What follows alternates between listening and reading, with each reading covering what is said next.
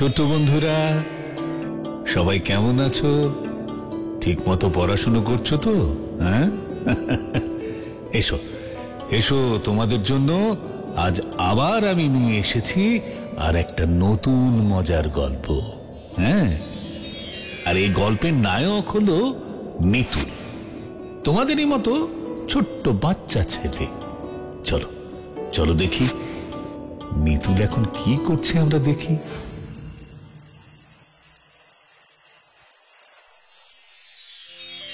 চাঁদের পাহাড়ে স্বপ্ন দেখতে থাকে শঙ্কর। তাকে একদিন যেতেই হবে গুপ্তধনের সন্ধানে। মা, ওমা, কি হলো? আমি রুটি করছি, এখন আমি যেতে পারবো না।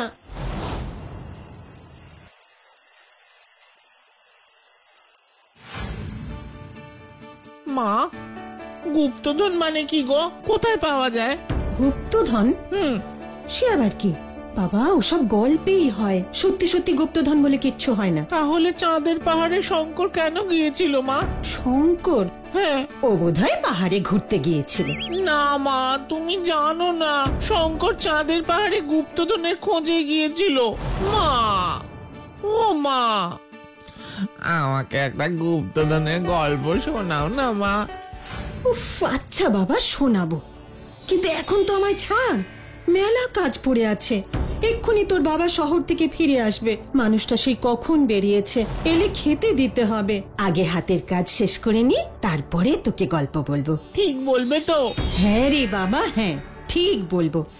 কি মজা, কি মজা, আমি গুপ্তধনের গল্প শুনবো শুনবো শুনবো। পাগল ছেলে আমার।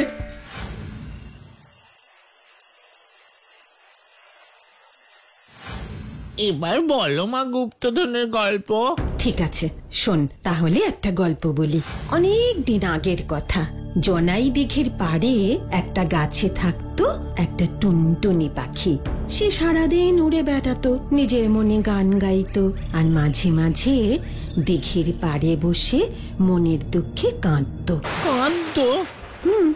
কেন মা, কাঁদতো কেন? ওর কিসের দুঃখ ছিল? আসলে ওর তো মা বাবা কেউ ছিল না, তাই ও কাঁদতো। তারপরে একদিন কি হলো জানিস তো?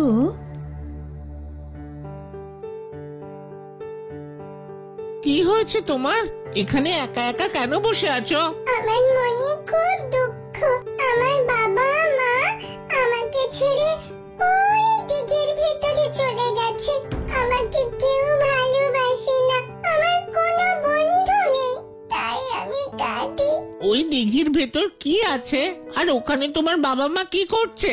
শুনেছি ওখানে নাকি একটা রাক্ষস আছে, আর আছে অনেক গুপ্তধন। যারা ওই গুপ্তধনের খোঁজে ওই দিঘির ভিতর যায়, রাক্ষসটা তাদের সবাইকে বন্দি করে রেখে দেয়। আমার বাবা আর মাকেও বন্দি করে রেখেছে।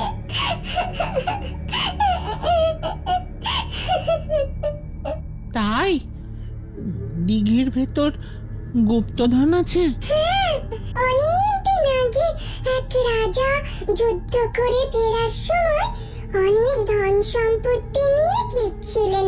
পথে ডাকাত আক্রমণ করলে তিনি তার সব সম্পত্তির বাক্স শুদ্ধ এই দিঘির জলে ঝাঁপ দেন, কিন্তু সেখান থেকে আর বেরিয়ে আসতে পারেননি। সেই রাজাই শুনেছি এখন রাক্ষস হয়ে তার সম্পত্তি আগলে রাখেন, আর কেউ যদি এই দিঘির জলে একবার নামে সে আর কোনোদিন ফিরে আসবে না। তুমি চিন্তা করো না বন্ধু, আজ থেকে আমি তোমার সঙ্গী হলাম। তুমি আমার সঙ্গে খেলা করবে, আর আমি তোমার জন্য ওই দিঘির জল থেকে তোমার বাবা মাকে ফিরিয়ে নিয়ে আসবো। না বন্ধু, ওই দিঘিতে যে যায় সে আর ফিরে আসে না, তুমি যেও না ওখানে। তুমি চিন্তা করো না বন্ধু, আমি ঠিক ফিরে আসবো। আমাকে যেতেই হবে, ওখানে যে গুপ্তধন আছে, আমাকে যেতেই হবে, আমাকে যেতেই হবে, আমাকে যেতেই হবে, আমাকে যেতেই হবে গুপ্তধনের খোঁজে, গুপ্তধনের খোঁজে আমাকে যেতেই হবে। মিতুল, এই মিতুল, কি রে? কখন থেকে ডাকছি? বাবা সেই কখন বেরিয়ে গেছেন। তুই স্কুলে যাবি না? আরে আর কত ঘুমোবি? উঠে পড় এবার। মা, আমি জানি গুপ্তধন কোথায় আছে, শুনবে মা? উফ, তোকে নিয়ে যে আমি কি করব? এই গুপ্তধনের ভূত যে কবে মাথা থেকে বেরোবে জানি না। আমার আর ভালো লাগছে না।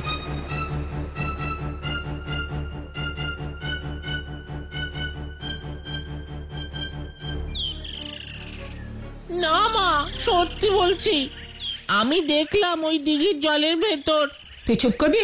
সকালবেলায় কোথায় স্কুলে যাবে তা নয়, যত সব আজগুবি গল্প নিয়ে পড়ে আছে। এই সব গুপ্তধন নিয়ে বেশি ভাবতে হবে না তোকে, এতে লোভ বেড়ে যায়। আর কথাতেই তো আছে, লোভে পাপ আর পাপে মৃত্যু। তাই ওসব কথা যেন আর একদম মুখে না শুনি। নাও এবার তাড়াতাড়ি স্নান সেরে খেয়ে নাও, না হলে আজকেও পণ্ডিত মশাই বকুনি দেবেন তোমাকে।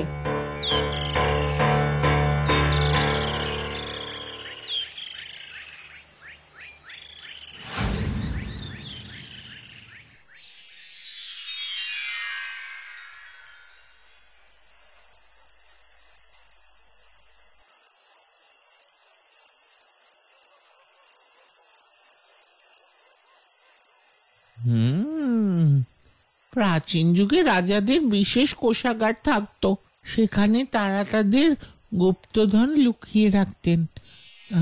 মা, ও মা, হ্যাঁ, কি বল না। আমি গুপ্তধন দেখবো। কি কি দেখবি? গুপ্তধন। উফ বাবা, সেই গুপ্তধন! এ তো মহা মুশকিলে পড়লাম। আমার হয়েছে যত জ্বালা। এই ছেলের মাথায় একবার কিছু যদি ঢোকে তাহলে ব্যাস সেটা নিয়েই পড়ে থাকবে। আমি তোকে বলে দিলাম বাপু, ফের যদি ওই গুপ্তধন করে আমার মাথা খারাপ করেছো তাহলে কিন্তু একদম ভালো হবে না। তাড়াতাড়ি এবার পড়া শেষ করে ঘুমিয়ে পড়ো। বাবা ফিরতে আজ রাত হবে, তোমাকে আর জেগে থাকতে হবে না। ঠিক আছে।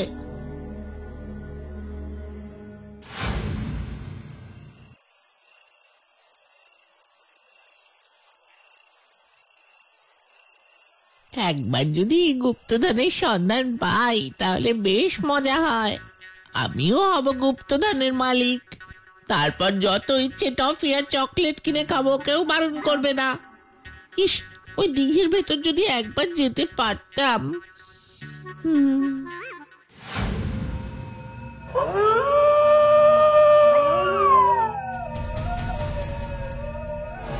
কে কে কে ওখানে?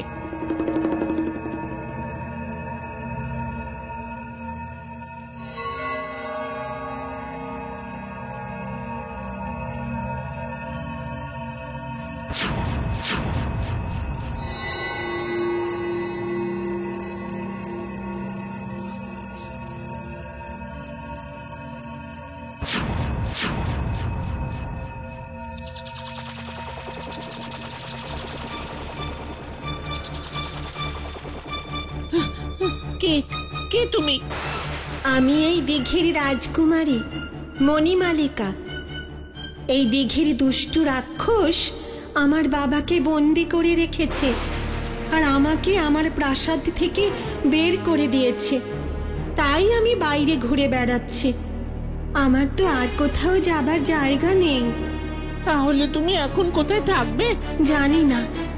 আমি জলের রাজকুমারী, তাই বেশিক্ষণ জলের বাইরে থাকলে আমার মৃত্যু নিশ্চিত।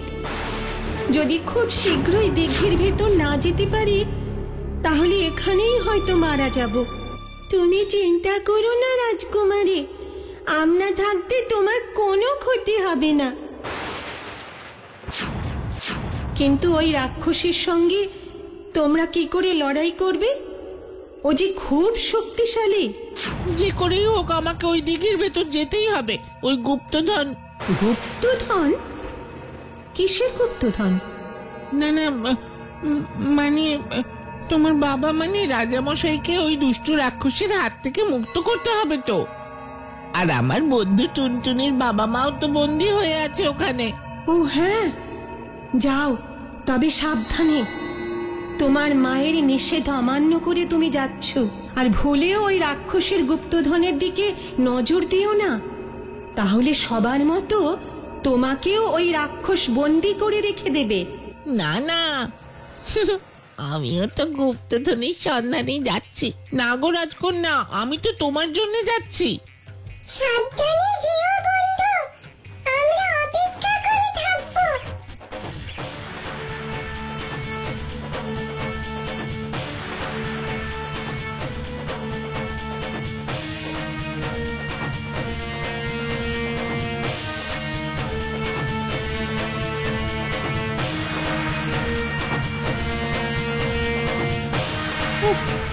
কি অন্ধকার রে বাবা, এ আমি কোথায় এলাম? কিচ্ছু তো দেখতে পাচ্ছি না। কে কে কে ওখানে? আমি কিন্তু মোটেই ভয় পাইনি। যে আছো, যদি সাহস থাকে সামনে এসো।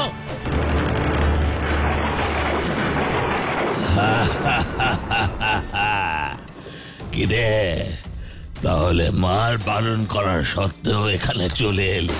হ্যাঁ হ্যাঁ, তোর তো দেখছি গুপ্তধনের খুব লোভ। ভালো ভালো, লোভ আমার খুব ভালো লাগে। যত লোভ করবে তত আমি শিকার পাবো। আয়, এবার আমার শিকার হবি, আয়। শিকার? কেন? আমি তোমার কি ক্ষতি করেছি? আমি তো তোমাকে চিনিও না। আমাকে যেতে দাও। আমাকে মেরে তোমার কি লাভ হবে বলো? তুই আমাকে চিনিস না বুঝি? আমি হলাম এই দিঘির মহান রাক্ষস, বকাসুরের একমাত্র অনুগত রক্ষী, জল্লাদ নেকড়ে। আমার সামনে একবার আসা মানে মৃত্যুর সামনে আসা। এবার আয়, তোকে খাবো। অনেকদিন এরকম কচি মাংস খাইনি। আমি এখানে ঘুরতে এসেছি গো। ওই ওই ভকাসুর বাবুর নাম লোক মুখে অনেক শুনেছি, তাই ওনার একবার সাক্ষাৎ পেতে এলাম। সত্যি বলছি, আমি তো গুপ্তধনের জন্য আসিনি। তাই নাকি? তুই আমাদের মহান রাজা বকাসুরের সাক্ষাৎ পেতে এসেছিস? কেন রে, আমাদের রাজার সঙ্গে তোর কি দরকার আছে শুনে? না, মানে দরকার, আমি আগে রাজামশাইয়ের দেখা পাই, তারপর না হয় সেই দরকারের কথাটা বলবো। বেশ, এতই যখন আমাদের রাজাকে তোর দেখার ইচ্ছে, তখন চল আমার পিঠে এসে বস, নিয়ে যাই তোকে আমাদের রাজার কাছে। চলে আয়, ভয় পাস না। আগে তোর ইচ্ছে পূরণ করি, তারপর না হয় তোকে মেরে খাবো। আচ্ছা।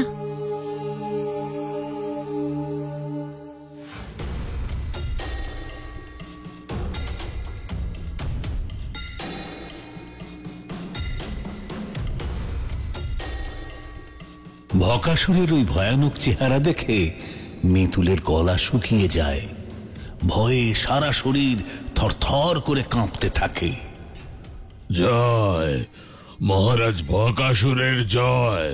মহারাজ, এই ছেলেটার আপনার সঙ্গে নাকি খুব জরুরি দরকার, তাই এই দিঘির রাজ্যে ও আপনার সঙ্গে দেখা করতে এসেছে। বটে বটে, আজ অব্দি আমি সবার কাছে গিয়েছি, তাদের বন্দি বানিয়ে হত্যা করেছি। আজ প্রথম কেউ আমার কাছে এসেছে আমার সঙ্গে দেখা করবে বলে। তা তা শুনি শুনি কি বলতে চাও? মানে আমি আপনার সঙ্গে দেখা করতে চাইছিলাম। আপনার নাম তো অনেক শুনেছি, আপনি নাকি গুপ্তধন। কে কে কে কে কে কি বললে, কি বললে? না না, মানে গুপ্তচরের জন্য যদি আমায় একটা সুযোগ করে দেন, মানে আপনার জন্য বাইরে গুপ্তচর হয়ে কাজ করতাম।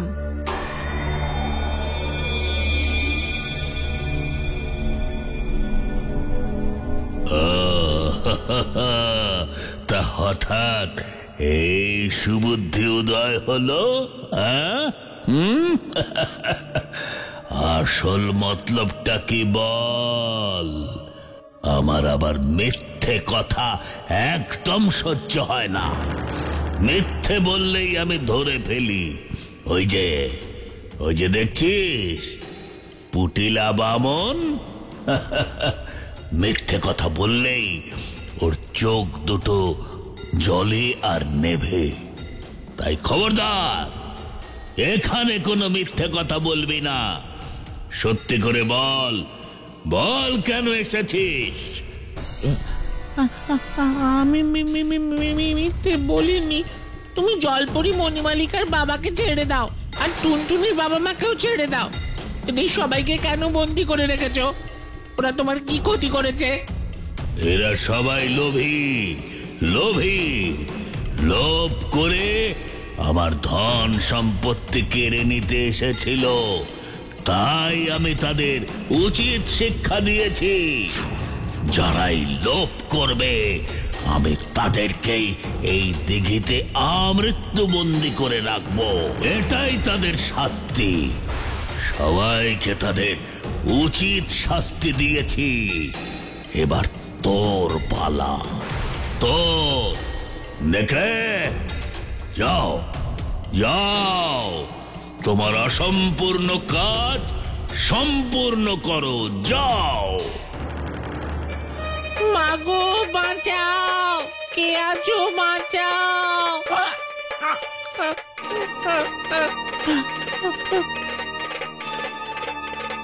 বাবা গো,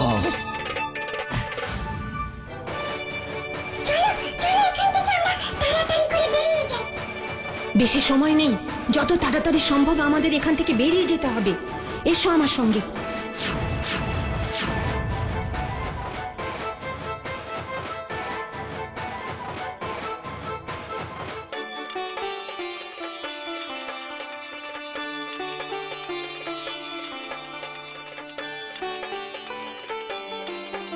হিটিং, পিটিং, সিটিং, খোল খোল খোল, মুড়, ফাঁক ফাঁক ফাঁক।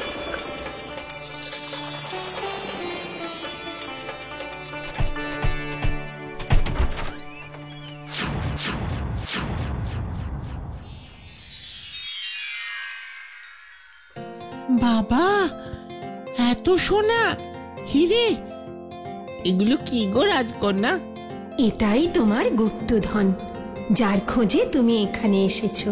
ও, এগুলোই তাহলে গুপ্তধন? হ্যাঁ, ভকাসুর আসলে ডাকাতের কবল থেকে বাঁচতে আমার পিতার কাছে আশ্রয় নেয়। তারপর এই ধন সম্পত্তি দেখে তার মধ্যে লোভ দেখা দেয়, আর আমার বাবাকে বন্দি করে সব সম্পত্তি একা হরণ করবে বলে সবাইকে বন্দি করে। আর আমার বাবার সেই রাগে ওকে অভিশাপ দিয়ে রাক্ষস বানিয়ে দেন। আমার পিতার জাদুদণ্ড ভকাসুরের কাছে, তাই আমাদের কোনো শক্তি ওর ওপর কাজ করবে না। তাই এখান থেকে যত তাড়াতাড়ি সম্ভব প্রাণ থাকতে থাকতে বেরিয়ে যাও। এই নাও বন্দি গৃহের চাবি। আমাদের সব বন্দীদের মুক্তি দিতে হবে। ওই ওই রাক্ষসটা এদিকেই আসছে, তাড়াতাড়ি এসো।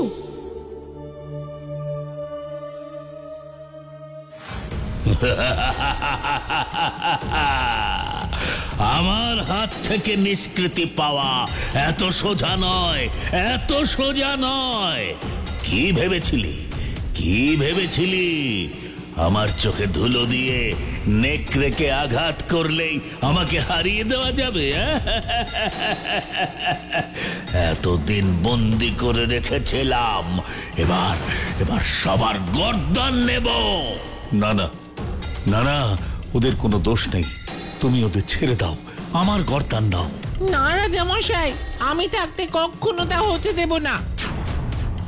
এই যে মিচকে শয়তান, তোর জন্যই আজ যত ঝামেলা হলো।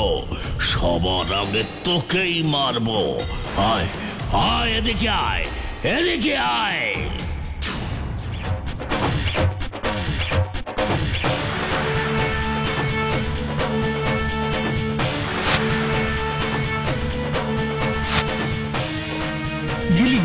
ছু ছু ছু, বকাসুর হয়ে যায় ইঁদুর।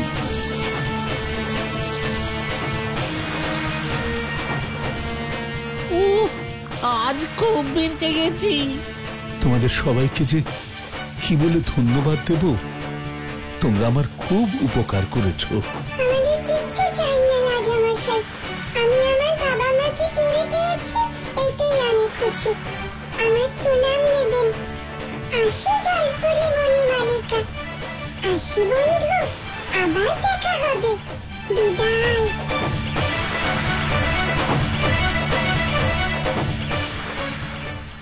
আমিও তাহলে আজ আসি। প্রণাম রাজামশাই। আসি মণিমালিকা। এসো, এসো বাবা। মায়ের কথা শুনবে, মন দিয়ে পড়াশুনো করবে, আর একদম গুপ্তধনের কথা ভুল করেও মুখে আনবে না, কেমন? হ্যাঁ, মনে থাকবে রাজকুমারী। কোনো দিন আর গুপ্তধনের কথা মুখেও আনবো না। না না, একদম না, আর কখনো না। কিরে মিতুল, এত বেলা হয়ে গেল, এবারে উঠে পড়। আর কত ঘুমবি? কিরে, উঠে পড় মিতুল। মা, আর কোনোদিন আমি গুপ্তধনের কথা বলবো না, সত্যি বলছি। তুমি যা বলবে আমি তাই শুনবো। আর কোনোদিন তোমার কথার অবাধ্য হব না। আচ্ছা বাবা, আচ্ছা। আমার পাগল ছেলে। ঠিক আছে, ঠিক আছে। দুষ্ট।